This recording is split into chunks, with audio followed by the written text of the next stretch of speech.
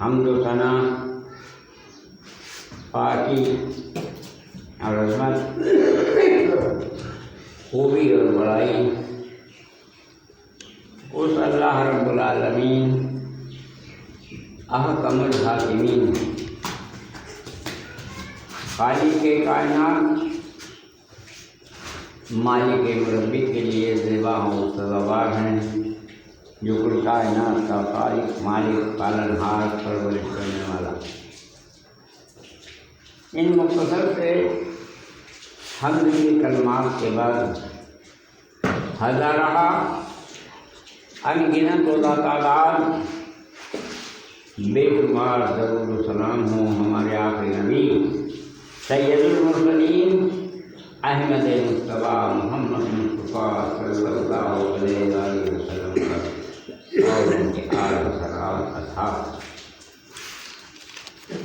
سامعین حضرات، خطبہ مسمونہ کے بعد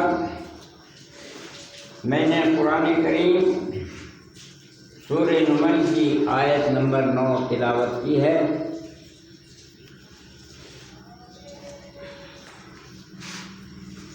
اسی سلسلے میں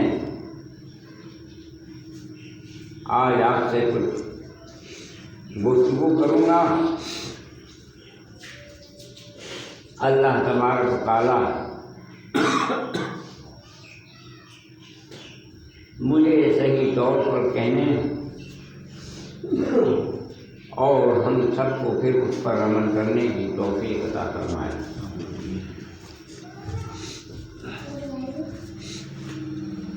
تو اللہ تبارک و تعالیٰ نے فرمایا اللہ قصد السبیل ومنہا جائر، اور اللہ ہی کے ذمہ ہے سیدھا راستہ بتانا،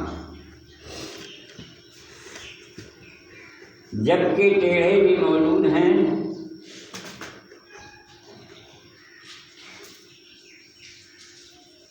دنیا میں انسان کے لیے فکر و عمل کے بہت سے مختلف راستے ممکن ہیں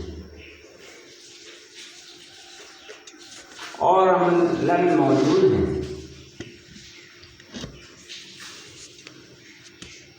مثلاً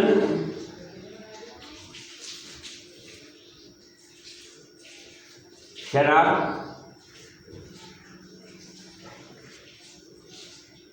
آپ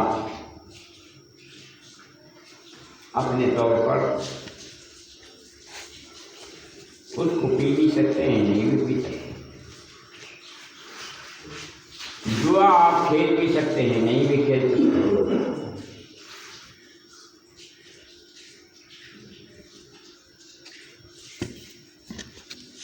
حرام ہونے کے باوجود اور فرض ہونے کے باوجود نماز آپ پڑھ بھی سکتے ہیں، نہیں بھی پڑھ سکتے، کیونکہ یہ آپ کے بس میں ہے۔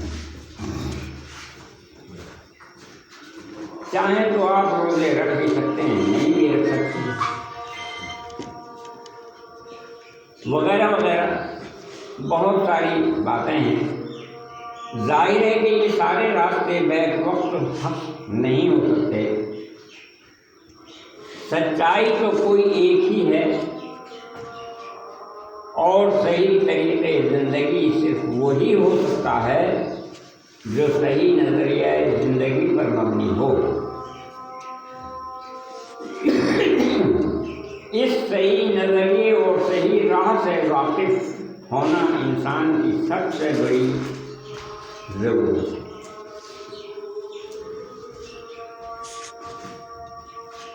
آئیے پہلے ہم یہ سمجھ لیں، یہ دین ہمارا دین اسلام ہے، یہ اللہ کا دین ہے، اور اللہ نے اپنے اس دین کو لوگوں تک پہنچانے کے لیے پیغمبر مبعوث فرمائے۔ اس دنیا میں کم و بیش 1,24,00,000 پیغمبر آئے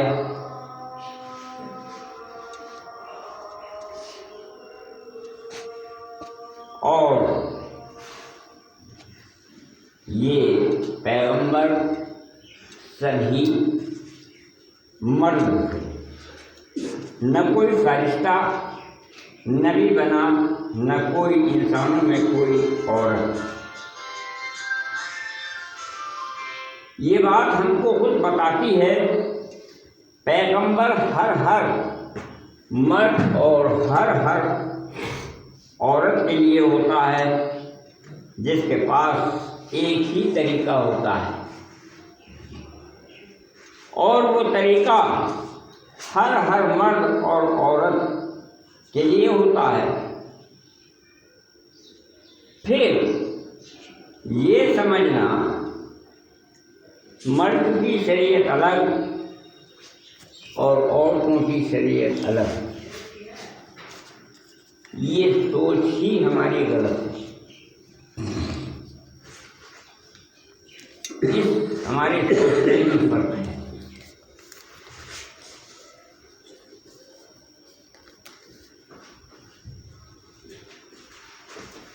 اب ہم اس موضوع پر آتے ہیں۔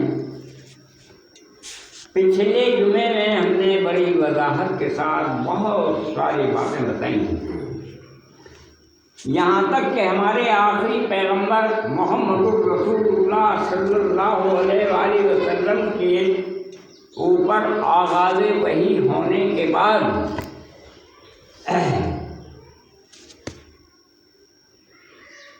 غار حرا سے نکل کر گھر جاتے وقت جب آپ جا رہے تھے تو مکے کی بالائی حصے میں ایک وادی میں اچانک بڑے خوبصورت انداز میں اور بڑی خوشبو کے ساتھ اللہ کے وہ مقرب فرشتے جبرائیل علیہ السلام آئے۔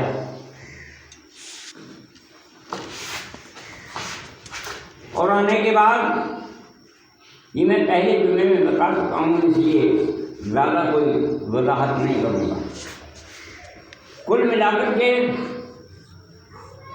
کہ جبرائیل امین نے آپ کے پاس پہنچ کر زمین پر پیر مارا، اس سے ایک پانی کا چشمہ ابلا اور جبرائیل امین نے وضو کیا اور اللہ کے نبی محمد رسول اللہ صلی اللہ علیہ وسلم سے فرمایا کہ جس طرح سے میں نے وضو کیا ہے اسی طرح سے آپ بھی وضو کیجیے۔ اللہ کے نبی نے وضو کیا، پھر جبرائیل نے کہا کہ نماز پڑھنے کے لیے کیونکہ طہارت ضروری ہے، پاکی ضروری ہے، اب آپ پاک ہو گئے، اب آپ میرے ساتھ کھڑے ہو جائیے، میں آپ کو عبادت کا ایک طریقہ بتاتا ہوں۔ تو جبرائیل امین نے 2 رکعت نماز آپ کے ساتھ پڑھی، یہاں سے گھر واپس پہنچے۔ گھر واپس پہنچ کر آپ نے اپنی بیوی حضرت خدیجہ کو پورا واقعہ بتایا، اور پھر اللہ کے نبی نے حضرت خدیجہ کے سامنے وضو کیا اور حکم دیا اپنی بیوی کو کہ تم بھی اسی طرح سے وضو کرو جس طرح سے میں نے وضو کیا ہے۔ انہوں نے بھی اسی طرح سے وضو کر لیا، اور وضو کرنے کے بعد اللہ کے رسول نے کہا کہ اب میرے برابر میں کھڑی ہو جاؤ۔ برابر میں کھڑی ہو گئی۔ اللہ کے نبی نے نماز پڑھی، جس طرح سے اللہ کے نبی قیام میں رہے آپ بھی قیام میں رہیں، جس طرح سے آپ رکوع میں گئے آپ بھی رکوع میں گئیں، جس طرح سے آپ سجدے میں گئے اور سجدے میں جس حیت پر آپ بیٹھے اسی طرح سے حضرت خدیجہ بھی اسی حیت اور اسی طریقے سے سجدے میں بھی بیٹھیں۔ یہ اللہ کے نبی محمد رسول اللہ صلی اللہ علیہ وآلہ وسلم پر پہلا فرض اللہ کی جانب سے عائد کیا گیا تھا۔ اب یہاں اللہ کے نبی پر یہ نماز فرض ہو گئی، لیکن امت مسلمہ پر ابھی نہیں ہوئی۔ اس میں ابھی بہت سال باقی ہوں گے، جب امت مسلمہ پر بھی یہ باجماعت نماز فرض ہو جائے گی۔ صرف اللہ کے نبی پر اس وقت یہ نماز فرض ہوئی اور 2 رکعت سے اس کی ابتدا ہوئی، 2 رکعت سے۔ بہرحال عرض کرنے کی یہ ہے کہ یہاں لوگ بڑے مغالطے میں ہیں اور وہ سمجھتے ہیں کہ دین یہ شریعت مرد کی الگ ہے اور عورت کی الگ ہے۔ تو ہمیں یہ سمجھنا ہوگا کیا دین سیکھنے کے عورت مرد کے طریقے الگ الگ تھے؟ ہرگز نہیں۔ دین سیکھنے کے 2 ہی مصادر تھے، نمبر 1 قرآن،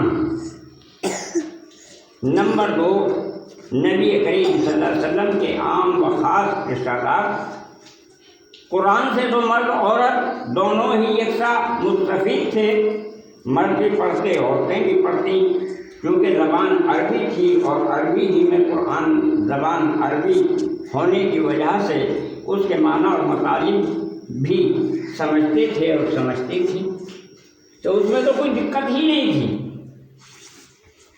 رہی بات حدیث، تو جو احادیث آپ صحابہ کرام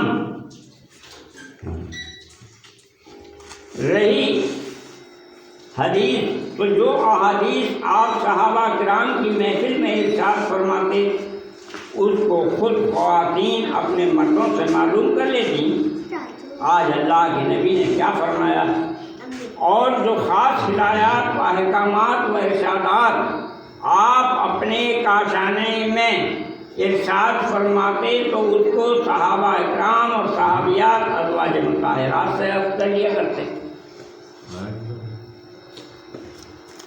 اور صحابیات و ازواج مطہرات سے عرض دین کا سلسلہ ان کی حیات تک باقی رہا۔ اس کے بعد جس طرح تابعین نے دین صحابہ کرام سے سیکھا، ایسے ہی ازواج مطہرات و دیگر صحابیات سے سیکھا، اور یہ سلسلہ دین کے سیکھنے کا تابعین و تابعیات کے بعد بھی جاری رہا۔ یہاں ایک خاص بات یہ ہے کہ اللہ کے نبی نے فرمایا، لا تمنعوا ماء اللہ عن المساجد، اللہ کی بندیوں کو مسجد سے نہ روکو۔ پچھلے جمعے میں بھی ذکر ہو چکا ہے، لیکن آج کچھ الگ طریقے سے ذکر ہوگا۔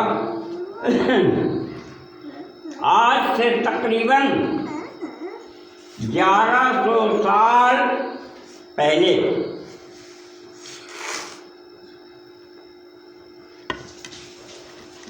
ایک قرآن، ایک حدیث، ایک شریعت، ایک حکم، ایک ہی فرقہ، ایک ہی جماعت،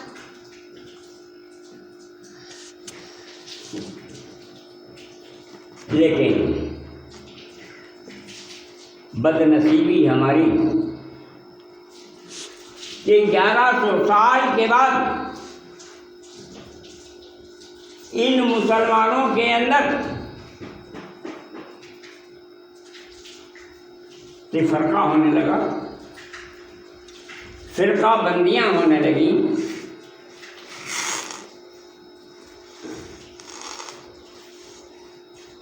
الگ الگ گروہ میں بٹنے شروع ہوئے۔ وائر قسمت آج سے تقریباً 500 سال پہلے ہندوستان میں ایسے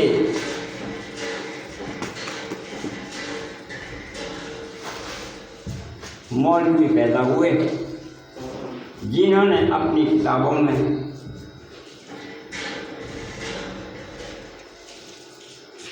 کون سی کتابیں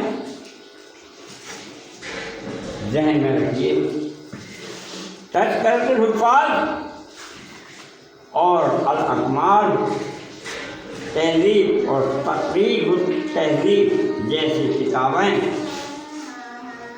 جن کو آپ دیکھ سکتے ہیں،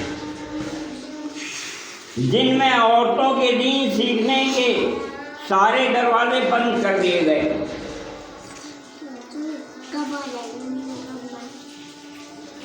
تحصیل علم ان کے لیے دشوار ہو گیا، مسجد کے دروازے بند کر دیے گئے، عورتوں کا مسجد میں داخلہ ممنوع قرار دے دیا گیا،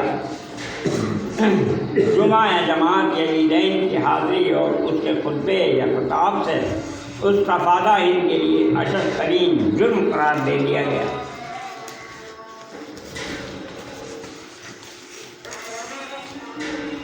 تعلیم کے بارے میں سختی کی گئی کہ ان کے لیے تعلیم کی ضرورت نہیں، اور اگر تعلیم دینا ضروری ہو تو محض پڑھنا سکھایا جائے، لکھنا نہیں۔ اور یہ اس بدگمانی کے تحت کیا گیا کہ اگر ان کو لکھنا بھی سکھا دیا تو وہ اپنے آشناؤں کو خطوط لکھیں۔ یہ مان لیا گیا کہ اگر یہ خواتین مسجد نماز کے لیے گئیں تو وہاں نماز کی آڑ میں اپنے آشناؤں سے نکاح چار کریں گے۔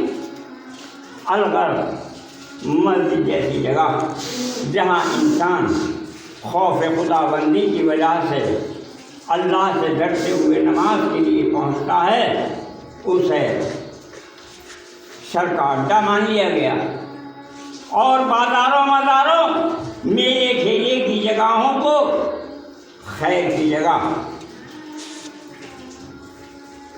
جو لوگ اپنی ماؤں بہنوں کے بارے میں اس قدر بدگمانی میں مبتلا ہوں، وہ بھی مسجد جیسی جگہ جہاں کے لیے ابو بکر صدیق رضی اللہ تعالی عنہ نے کہا تھا اللہ کے نبی سے کہ اللہ کے نبی، جب ہم مسجد میں ہوتے ہیں تو ہماری کچھ اور کیفیت ہوتی ہے، اور جب ہم مسجد سے گھر لوٹ جاتے ہیں تو ہماری کچھ اور کیفیت ہوتی ہے۔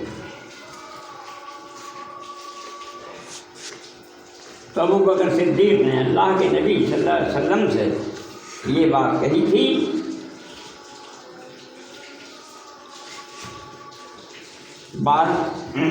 بہرحال ایسے بدگمان لوگوں سے کسی خیر کی امید کیسے کی جا سکتی ہے؟ اب دیکھیے، دین سیکھنے اور سکھانے میں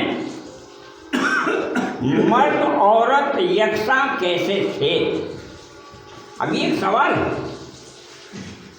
جب لوگ یہ مانتے ہیں کہ مرد اور عورت کی شریعت الگ الگ، تو ہمیں یہ دیکھنا پڑے گا کہ دین سیکھنے اور سکھانے میں مرد عورت یکساں کیسے تھے۔ ہم آپ کے سامنے ایک ہی مسئلے کے تحت 4 حدیثیں بیان کریں گے۔ 2 حدیثوں کا تعلق مردوں سے ہوگا اور 2 حدیثوں کا تعلق عورتوں سے ہوگا۔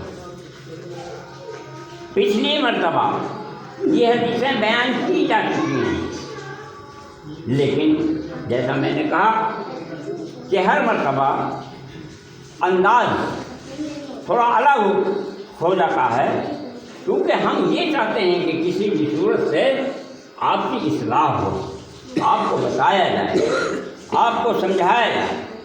سنیے، حضرت انس رضی اللہ عنہ سے روایت ہے، کہا کہ رسول اللہ صلی اللہ علیہ وسلم نے فرمایا کہ تم سجدوں میں ٹھہرو، یعنی دیر تک سجدے میں رہو اور نہ بچھاوے۔ تم میں سے کوئی اپنے ہاتھوں کو بساط الکلب کتے کے بچھانے کے معنی، عورتیں اپنا کولا پیٹ اور اپنے ہاتھ کونیوں تک زمین پر بچھا دیتی ہیں، جو سراسر حدیث کے خلاف اور حدیث کے خلاف نہیں۔ وہ نماز فرشتے جب اوپر لے جاتے ہیں تو اوپر ہی سے حکم ہوتا ہے کہ اس نماز کو اس نمازی کے منہ پر جا کر مارو۔ وہ نماز مقبول ہی نہیں قبول ہی نہیں ہوتی۔ حدیث نمبر 2، براء بن عازب رضی اللہ سے روایت ہے، کہا کہ رسول اللہ صلی اللہ علیہ وسلم نے فرمایا کہ جس وقت تو سجدہ کرے تو اپنے ہاتھوں کو زمین پر رکھ، نہ کہ کونیوں کو، صرف ہاتھ رکھنے، کونیوں کو زمین پر نہیں رکھنا، اور اپنی کونیوں کو بلند کر، اونچا اٹھا، کونیوں کو بلند کر یعنی اوپر اٹھا۔ صحیح مسلم کی یہ حدیث ہے، اور پہلی جو حدیث گزری وہ متفق علیہ ہے، بخاری اور مسلم کی ہے۔ تو پہلی حدیث کی تائید ہو گئی۔ یہ حکم صرف مردوں کے لیے نہیں، اس میں عورتیں بھی شامل ہیں۔ حکم عام ہے، مخصوص نہیں۔ مخصوص عمل کے لیے مخصوص حدیثیں الگ سے ہیں، جیسا کہ اللہ کے نبی نے فرمایا کہ مرد کو ریشمین کپڑا حرام اور عورتوں کے لیے جائز۔ حدیث وغیرہ وغیرہ، یہ 2 حدیثیں جن کا تعلق مردوں سے ہوا، جنہوں نے سجدے کا طریقہ بتایا۔ اب دوسری 2 حدیثیں عورتوں سے۔ حضرت عائشہ رضی اللہ سے روایت ہے، کہا میں نے ایک رات نبی صلی اللہ علیہ وسلم کو بچھونے پر نہ پایا، میں نے آپ کو ڈھونڈا، ٹٹولا، تو میرے ہاتھ آپ کے قدموں تک جا پہنچے، آپ سجدے کی حالت میں تھے اور آپ کے دونوں پاؤں کھڑے تھے، یعنی انگلیاں پنجے کے قبلے کی طرف تھی، آپ کا کولا پیروں کی ایڑیوں پر تھا۔ یہ خاتون کا بیان ہے، اور وہ خاتون بھی کون؟ اللہ کے نبی محمد رسول اللہ صلی اللہ علیہ وآلہ وسلم کی۔ اب آپ ذرا سوچئے کہ سجدے کی پوری کیفیت حضرت عائشہ بیان کر رہی ہیں، کیا یہ صرف مردوں کے لیے کر رہی ہیں؟ کیا حضرت عائشہ اللہ کے نبی پیغمبر ہونے کے باوجود پیغمبر کے طریقے کے خلاف عمل کریں گی؟ نہیں کر سکتی۔ جس طریقے سے اللہ کے نبی نے کیا، اسی طرح سے آپ بھی کر رہی ہیں۔ یہ بھی صحیح مسلم کی حدیث ہے۔ حدیث نمبر 4، جیسا کہ میں نے کہا تھا، حضرت میمونہ بنت حارث، یہ بھی اللہ کے نبی محمد رسول اللہ صلی اللہ علیہ وسلم کی بیوی ہیں۔ ان سے روایت ہے، کہا کہ جس وقت نبی صلی اللہ علیہ وسلم سجدہ کرتے تو اپنے ہاتھوں کو فرق سے رکھتے، یعنی جسم سے ذرا ہٹا کر۔ اگر بکری کا بچہ ہاتھوں کے نیچے سے گزرنا چاہتا تو وہ گزر جاتا، یعنی کونیاں کھڑی ہوتی تھیں۔ ہاتھوں میں تھوڑا فرق بھی ہوتا تھا، کونیاں کھڑی ہوتی تھیں، گویا وہ گیپ بیچ کا جو ہوتا تھا وہ اتنا ہوتا تھا کہ اگر کوئی بکری کا بچہ نکلنا چاہے تو گزر جاتا تھا، نکل جاتا تھا۔ اور یوں بھی عقلاً بھی اگر وہ مرد ہو یا عورت، ہم نے کولے کو، اپنے ہاتھ اور کونیوں کو زمین سے چمٹا لیا، خدا نہ خواستہ کوئی موذی جانور آتا ہے جیسے سانپ،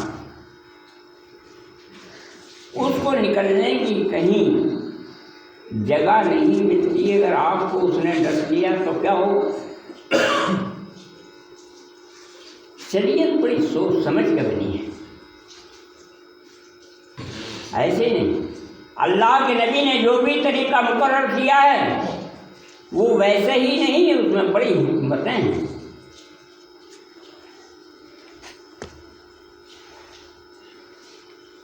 آپ کے گھٹنے ران سے پیٹ لگا ہوا ہے، زمین سے پیٹ لگا ہوا ہے، پھر آپ لوگ کہہ دیتے ہیں کہ مولانا ممبر پہ کھڑے ہو گئے، ایسی بات ہے۔ نعوذ باللہ ہماری خواتین اپنی اس لوٹ کی وجہ سے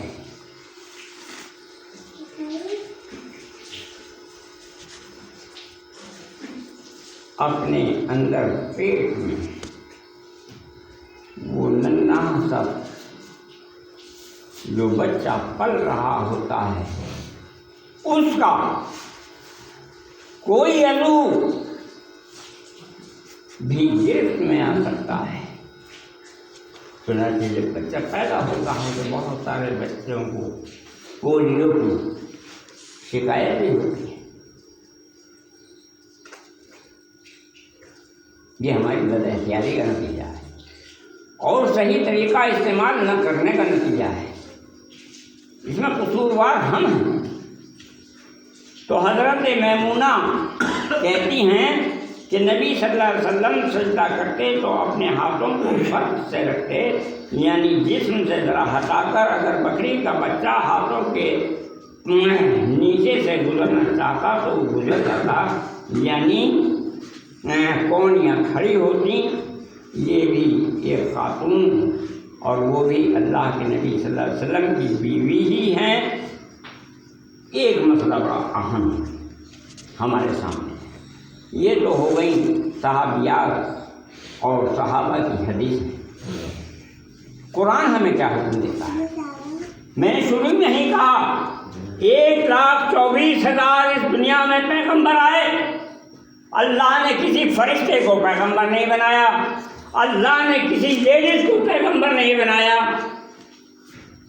جتنے پیغمبر میں 1,24,000 آئے وہ سب مرد تھے، ایک شریعت لے کر آتے تھے، ایک طریقہ لے کر کے آتے تھے، پوری امت کے لیے ہوتے تھے، عورت اور مرد کے لیے ہوتے تھے، ایک ہی حکم صادر کرتے تھے۔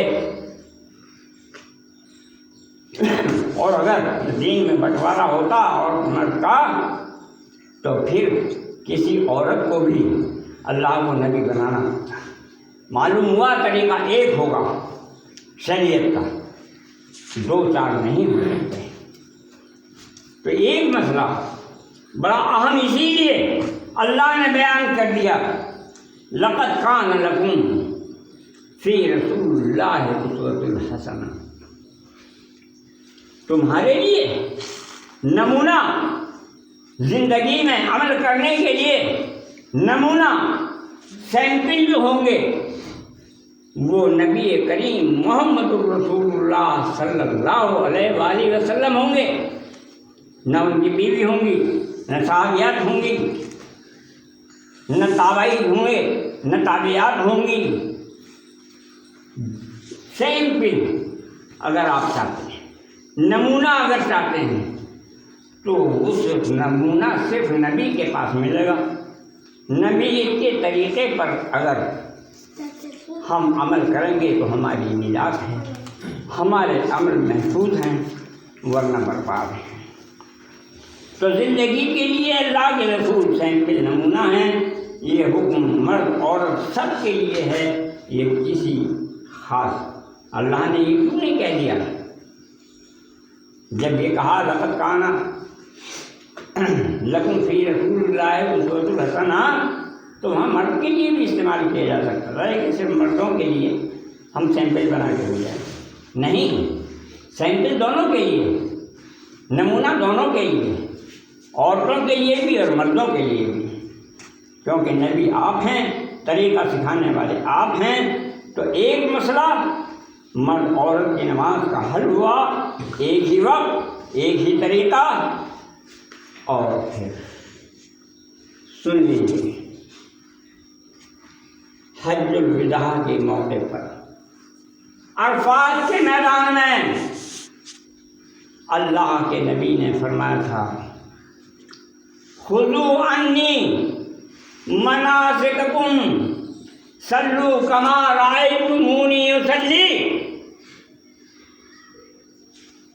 کیا کوئی یہ کہہ سکتا ہے کہ اس مجمع حج میں صرف مرد ہی تھے، عورتیں نہیں تھیں؟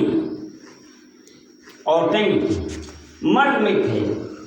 آپ حکم جاری کر رہے ہیں کیا کہہ رہے ہیں؟ آج مجھ سے خذو انی مناسککم، سیکھ لو مجھ سے حج کے طریقے، حج کا طریقہ، صلو کما رأیتمونی اصلی، اور نماز ایسے پڑھنا جیسے مجھے پڑھتے ہوئے دیکھتے ہو۔ بات یہاں ختم ہو جاتی ہے، فرق ختم ہو جاتا ہے۔ میدان عرفات میں یہ بات آپ کا کہنا مرد عورت پر سب پر یکساں تھا، تو مرد عورت کی نماز میں کوئی فرق نہیں ہے، ایک ہی طریقہ ہے، ایک ہی وقت ہے، ایک ہی چیز ہے۔ اللہ تبارک تعالیٰ ہمیں سمجھنے کی اور ہماری عورتوں کو اس پر چلنے کی توفیق عطا فرمائے۔ بارک اللہ لنا